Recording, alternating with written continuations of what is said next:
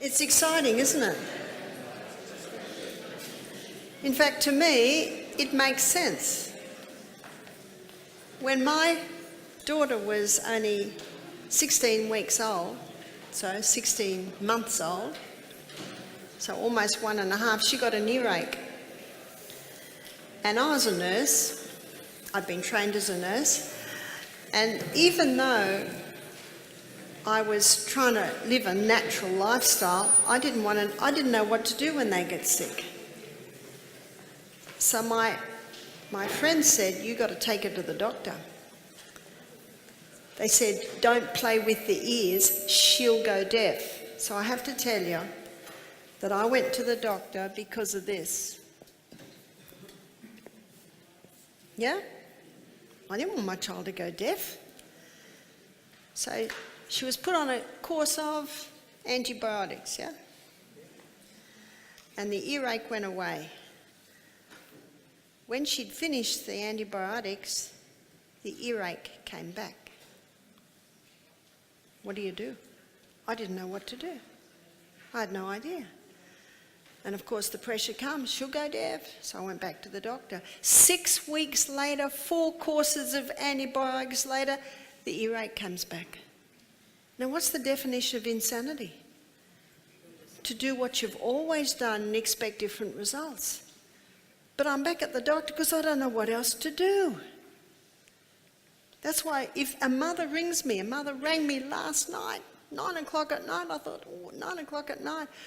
They're in New Zealand, they're on holidays, her 13-year-old son tripped on the pot-belly stove and his whole arm is burnt. Do you know, I love those calls. I love them because I know what it's like. You don't know what to do. The good news is they did what I said, and this morning the mother rang me in tears. They've taken it off and there's raw bits. I said, fantastic. It's not as bad as I thought. Oh, she was so relieved. I said, just do this. I said, ring me. How I love helping mothers to know what to do. And you know what? Next time her child gets a burn, will she need to ring me? And then people can ring her. You see, that's how we learn. So as the doctor is writing the 5th script of antibiotics, I said to him, "So, my daughter's going to be on antibiotics for the rest of her life, is she? Am I coming to that conclusion?" He was challenged by my question. So he wrote a referral to an ear, nose and throat specialist.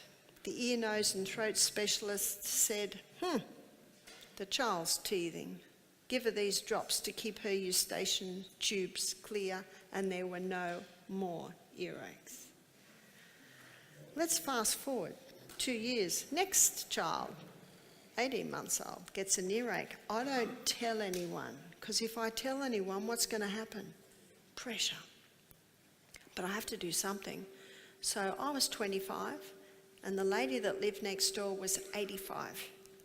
So I went into her, I said, "What did your mother used to do when you were a little girl and you got an earache?" She said, "Mum would steam up an onion on a stove."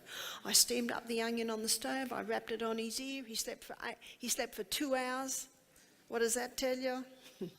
Out of pain. When he woke up, he was happy. That's it. No wonder I went into natural remedies.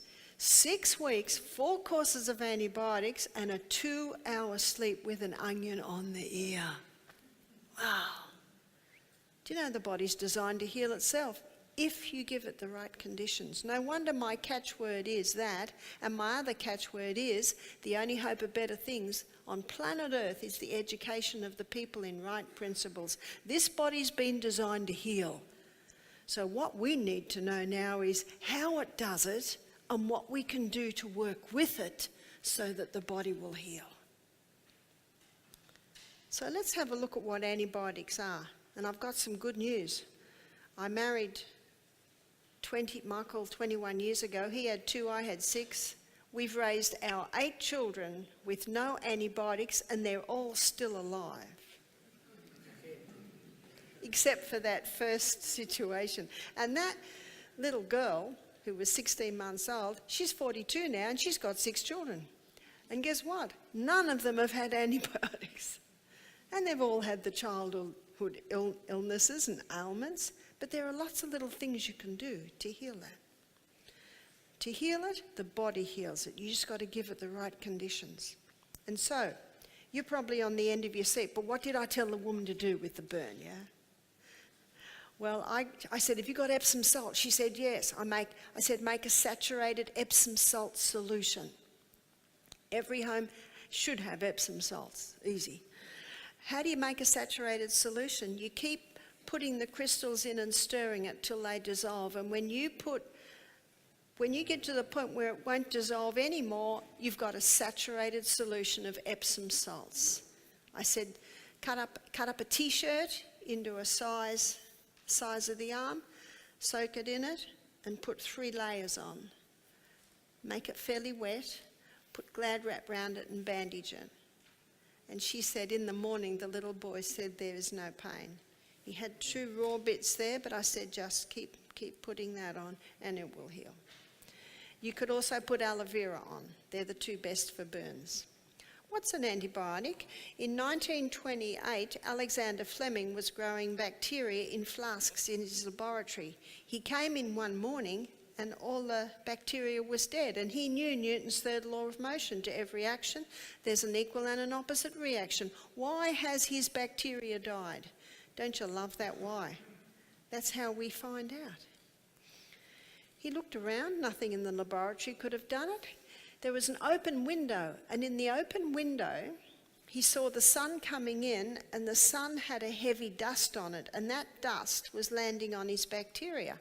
So he investigated the source of this dust. And on the next story, there was an open window, and in the open window, there was a plate of fruit. And in the plate of fruit, there was a mouldy orange. What does a mouldy orange give off? A dust. In that dust is its spore.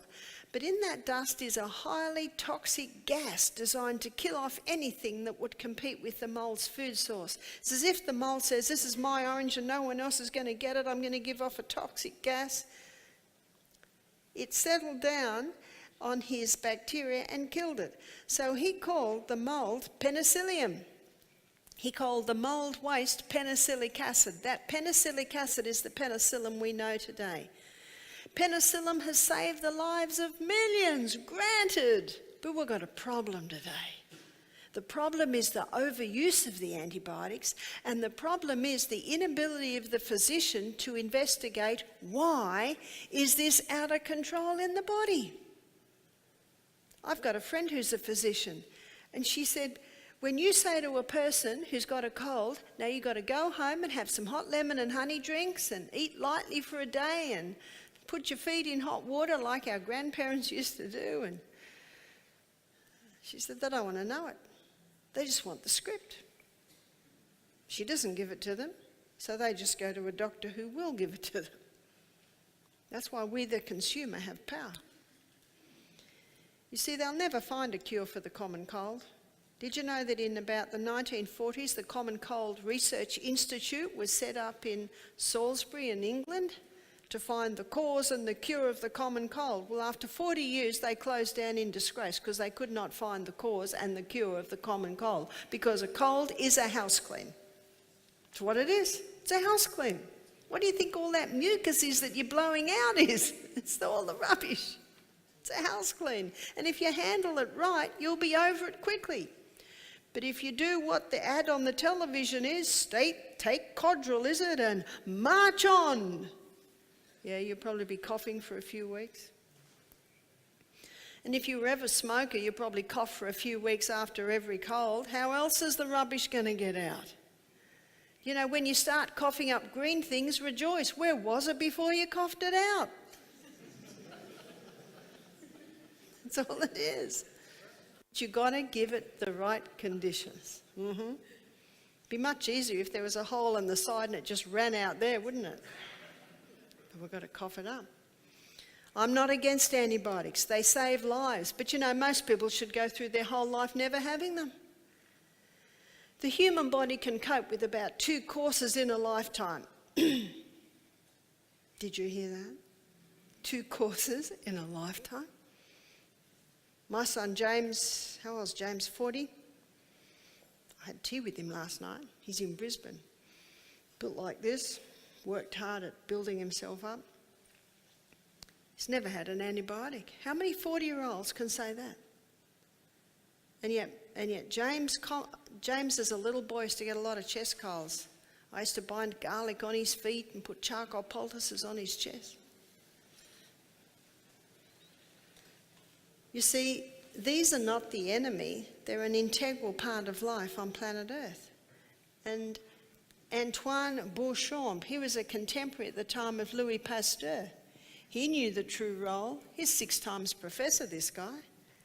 He said, germs are born in us and of us. If they're in the body, you've got to find out why. They're just opportunist organisms. All Florence Nightingale did was cleaned up the hospital so there was nothing for these guys to do. That's why it's important to clean up the body. These microbes are not the enemy. When can they be the enemy? When there's so much filth that they just multiply. Florence Nightingale said she saw typhoid grow in a hut and no one took it in. And it's the cycle of life that proves why vaccines don't work, because the body can heal itself.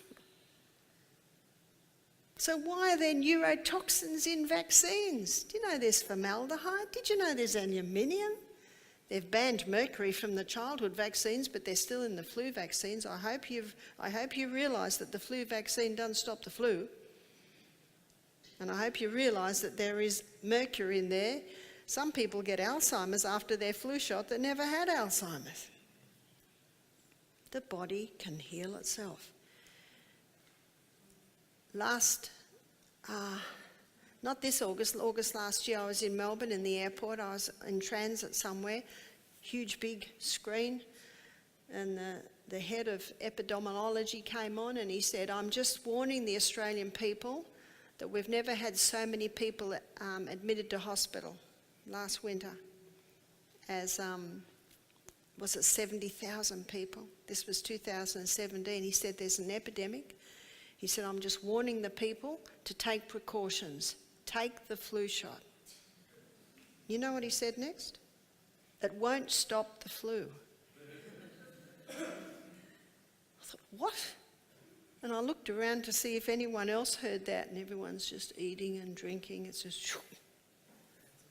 Take the flu shot, it won't stop the flu. It's madness. It's total madness, because the body can heal itself. Antoine Beauchamp, he got a dead cat one day. He put it in an airtight container. He came back 4 months later. Dust. What brought the cat back to dust? If the cat dies in the bush near us, the kookaburra will have a nibble, and the dung beetles come up, and the blowflies lays its maggots, and all that helps with the breakdown of the cat. But this was an airtight container. So what brought cat back to dust? The body's own microorganisms that were an integral part of living, running cat. Upon death of the organism, had to take their suit of clothes off, so to speak, put their rubber gloves and apron on, and become the clean-up team. Then the exterminators, then the undertakers, until eventually matter was back to dust.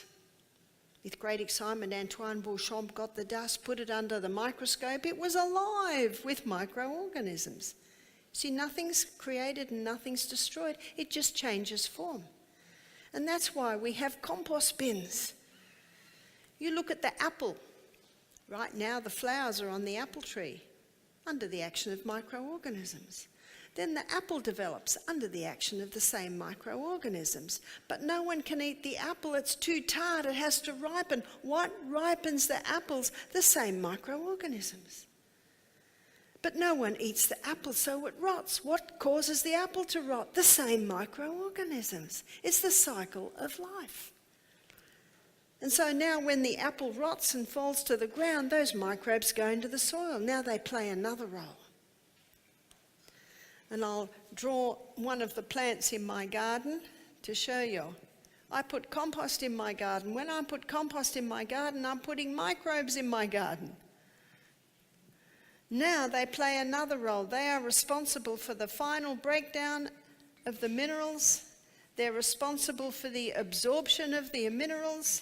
They're responsible for the protection of the plant against any harmful pathogens that might be in the soil, and they are responsible partly for the nourishment of the plant.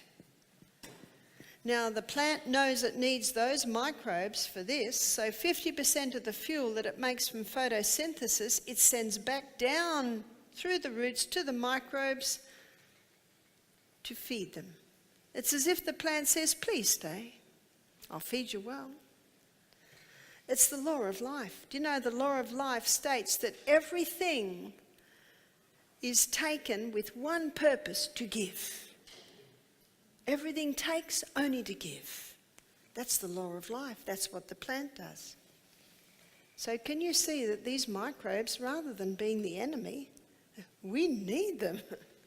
In fact, if it wasn't for these microbes, there'd be so much rubbish on the planet, you wouldn't be able to walk on the planet. But they also play a vital role in the proper running of the human body, because those microbes are also living in the lining of our gut. Did you know there are 10 times more microbes in our gut than in our whole body? And there are 10 times more microbes in our body than cells. I can hardly get my mind around that number. And in the gut, they're responsible for the final breakdown of our food, for the absorption of our nutrients, for protecting our blood against harmful pathogens, and for the nourishment of the cells that line our gut. Now, I'm going to explore that in more detail on Thursday night when we take our journey through the gut. But it's another illustration to show you that these microbes are important. 1% of doctors today are claiming that antibiotics are causing more problems than they ever cured. What do they mean by that? Well, when you take an antibiotic, what are you taking into your body? A mould waste.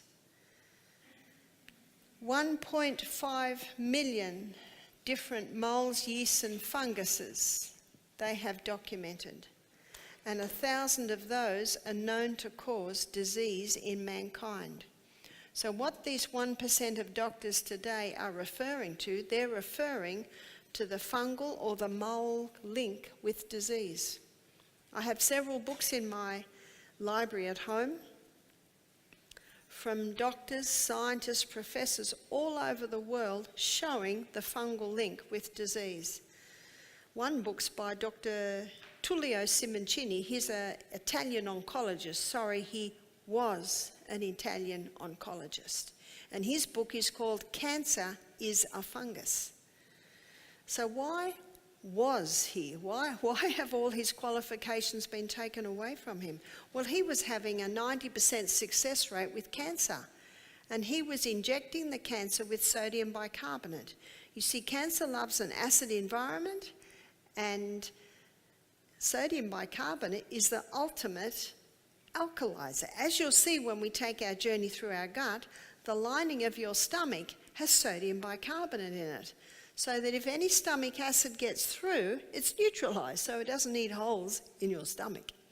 Your pancreas releases sodium bicarbonate to neutralise the stomach acid as it comes out of the stomach.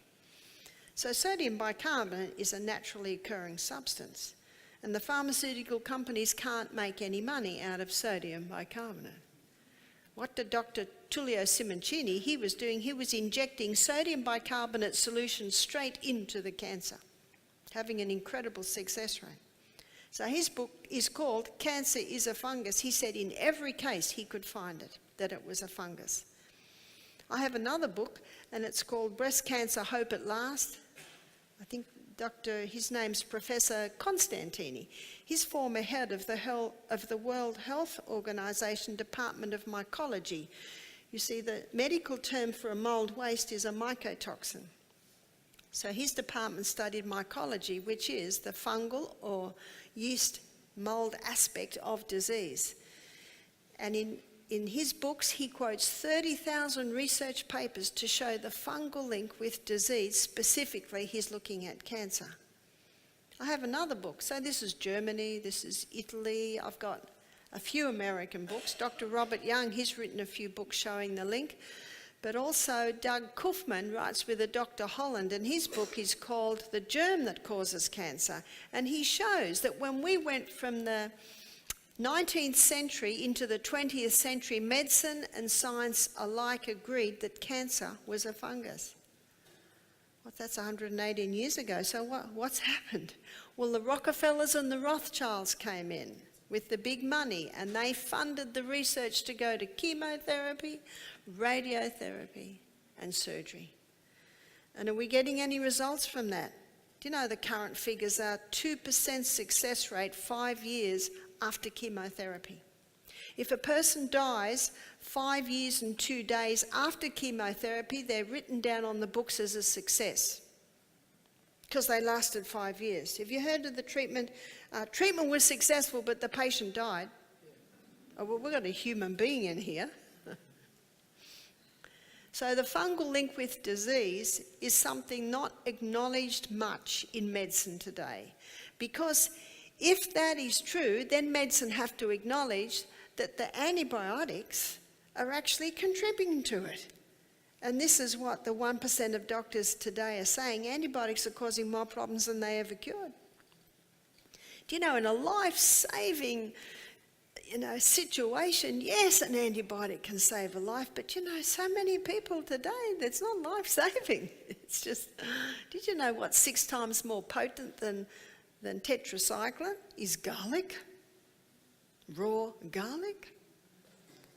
Try a slice of sourdough toast, spelt toast, with olive oil, a whole clove of garlic, avocado and tomato. I call that the antibiotic sandwich. Delicious. Yeah, it's powerful. Your friends won't like you, but they'll get over it. Give them one to eat too. It's powerful.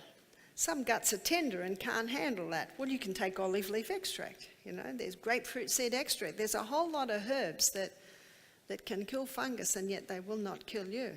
My husband, unfortunately, he couldn't be here. He's been called to a friend's 60th birthday in Mombasa. That's where he is at the moment. He's my biggest critic, and I appreciate it, because if I can pass Michael, I'll pass anyone. He said, Barbara, I don't believe you. 1.5 million is a little bit over the top. I said, well, search it out. He came back and he went, 1.5 to 5 million. So, since his investigation, we can put even more there. This thing's big. What I'd like to look at now is, how do you get it out? How does mould or fungus or yeast get into your body? There are 4 ways. You can breathe it in. So be very careful if you go into any area that has mould. You should have if you've got to go in there, you've got to get a breathing mask on. It can get in through your skin, so you've got to be covered. You've got to look like you're going to outer space just about. So you can breathe it in, it can come through your skin. You can eat it, ingest it. Don't eat anything that has even a taint of mould on it.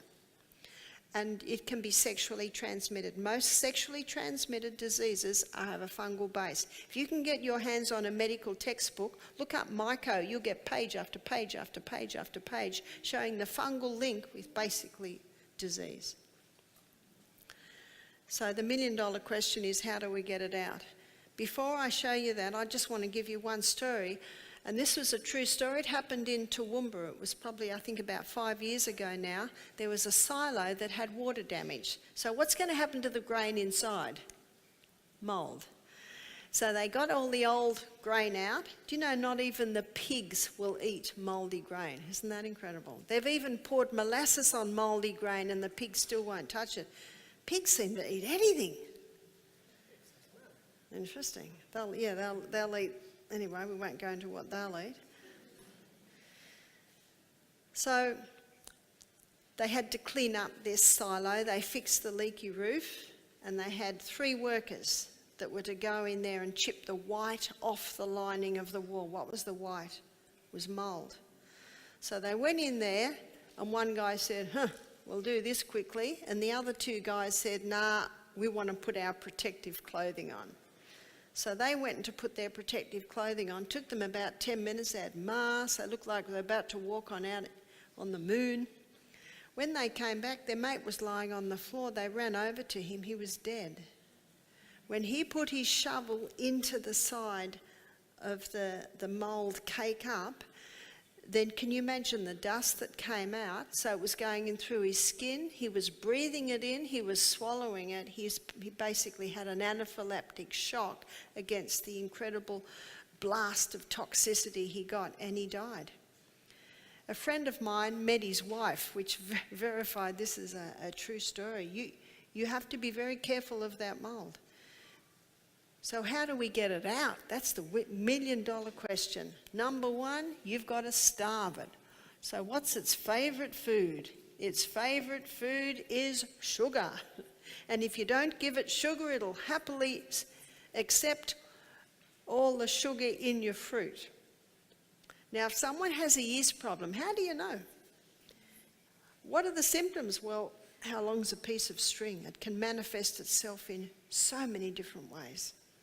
In fact, Doug Kaufman's got 3 books, the Fungal Link Book 1, the Fungal Link Book 2, and the Fungal Link Book 3. And in those 3 books, he covers basically every disease, showing the fungal link. So if someone has a yeast problem, probably the clearest way is the tongue. The tongue should be pink from the tip to the back. Now, if you can scrape the white coating off your tongue, it's waste. If you can't scrape it off, they're little fungus buds. So your tongue should be pink from the tip to the back. There might be a stampede when the lecture's over to the bathroom where everyone looks at their tongue. You probably wait till you get home. So that's one of the guides. Do you remember when doctors used to look at your tongue? They don't anymore because there's hardly a pink tongue around. If someone ever goes on a course of antibiotics, look at your tongue after that course. It'll be fairly thick. And so that's one of the signs. If someone has a yeast problem and they've maybe got thrush, eczema, sinus, they're some of the common symptoms, they don't necessarily have to stop all fruit. They might go on, say, Granny Smith apples and grapefruit. In fact, winter's a nice time to do a little bit of a candida detox because the grapefruit and the Granny Smith apples are nice. So you've got to starve it by watching what you eat. No yeast and definitely no sugars. And also, you've got to check your house because there's no use going on a strict diet to get rid of it if you're still breathing mould in your house. There should be not one taint of mould in your house. And if there is, you've got to get the plumber or you've got to get the builder in to find out why it is there. And remember, don't use bleach. Do you know, there's a story in the newspaper in America of a lady who was cleaning her bathroom with mould and they found her dead. Now, it was only a small bathroom and it was fairly heavily infiltrated with mould and there were no open windows. Most people clean mould with bleach, but it's usually a little bit and the windows are open so they don't actually die, but they're inhaling toxic fumes. Bleach will kill mould and feed fungus. So when you clean the mould with bleach, you're actually just feeding your next crop, because it'll feed fungus, which then will go back to mould anyway. But you can clean it with vinegar.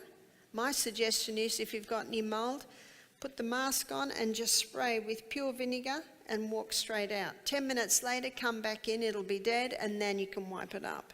And then wipe the whole area over with a cloth that's got, say, clove or oregano or thyme essential oil, which are very strong antifungals. But then in the next breath, you've got to find out why that mould was even there.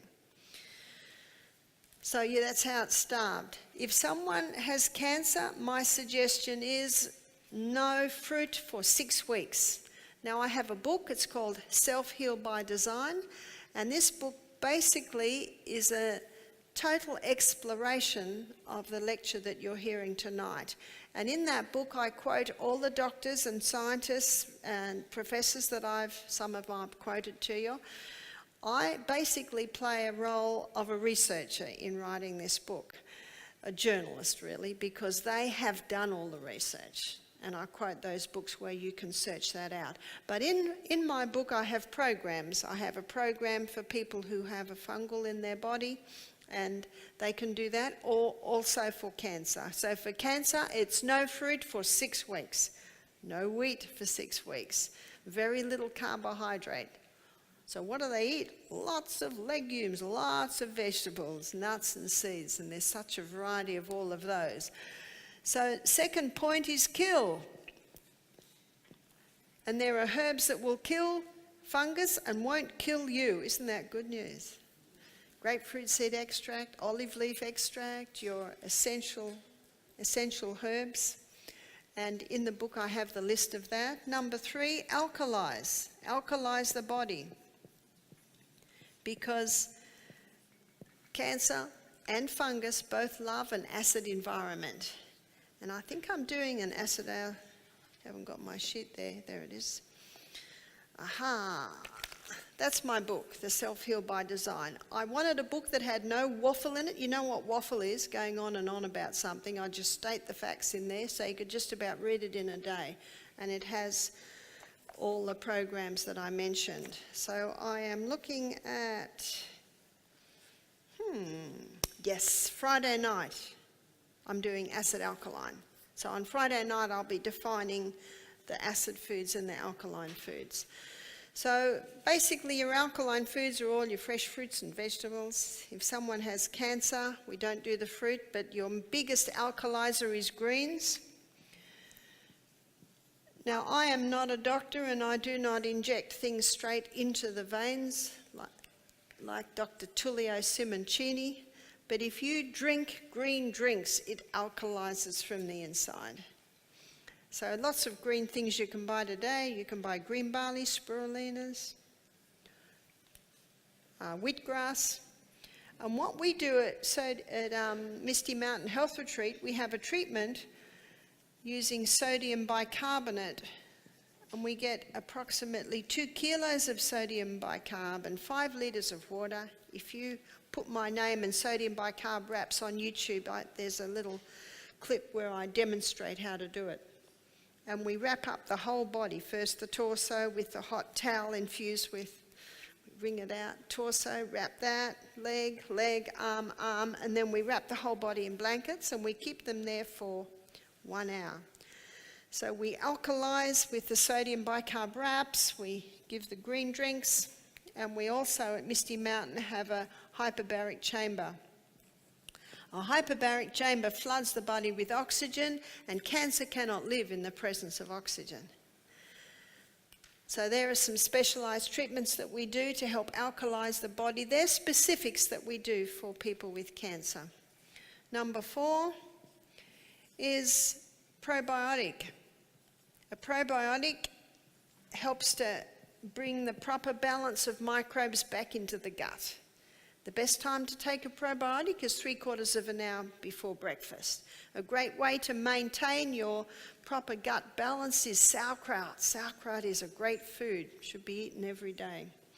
Also kefir, yogurts. You know, you can buy very nice coconut yogurts today. Have you tried the coconut yogurt from Aldi? Very, very nice. So these are cultured foods that help to maintain the proper microbe balance in the body. Number 5, we also use, especially with cancer patients, we use ormus. This is orbitally rearranged monoatomic elements. They're basic minerals that have been dropped out of seawater in a monoatomic form. And in a monoatomic form, they're easily utilised by the body to the point of healing DNA damage. So when someone comes to us with cancer, basically this is the program that we use. And I'm going to give you the story of a lady that lives in Melbourne. She lives out near Dandelion. Her name's Elizabeth Cott. Some of you may know her, some may not. She came to us 5 years ago and she had 3 big tumours in her abdomen. At the time, I think she was early 60s. And the doctor said, "You got to do chemo immediately.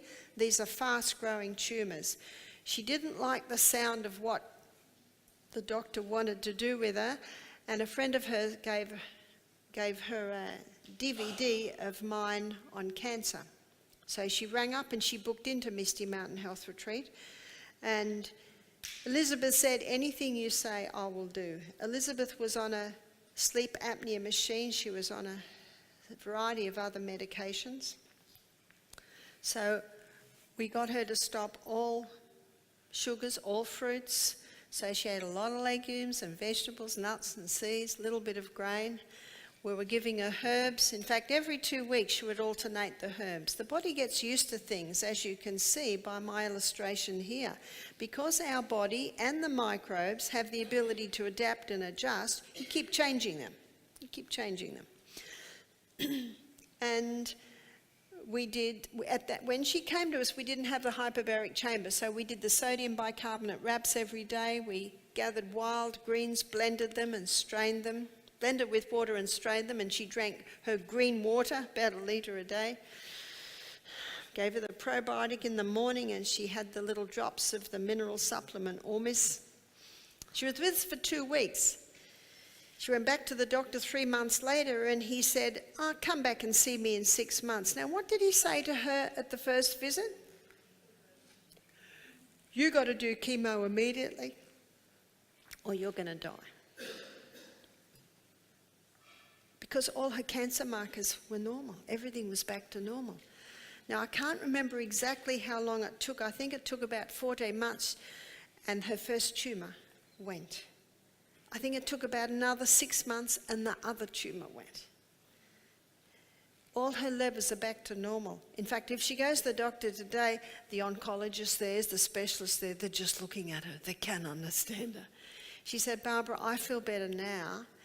I think she's about 70 now. She said, "I feel better now than I felt in my 40s.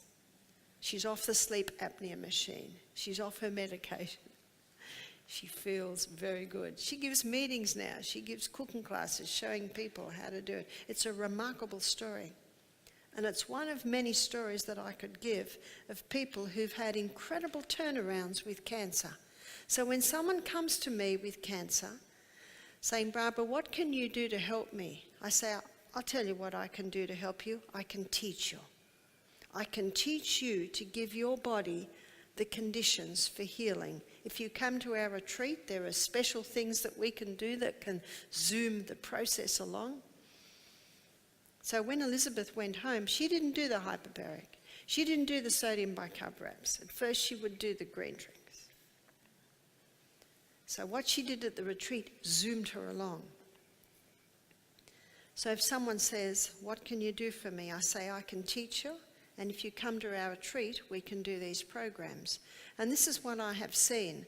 I have seen people conquer their cancer. I've seen them turn around from cancer.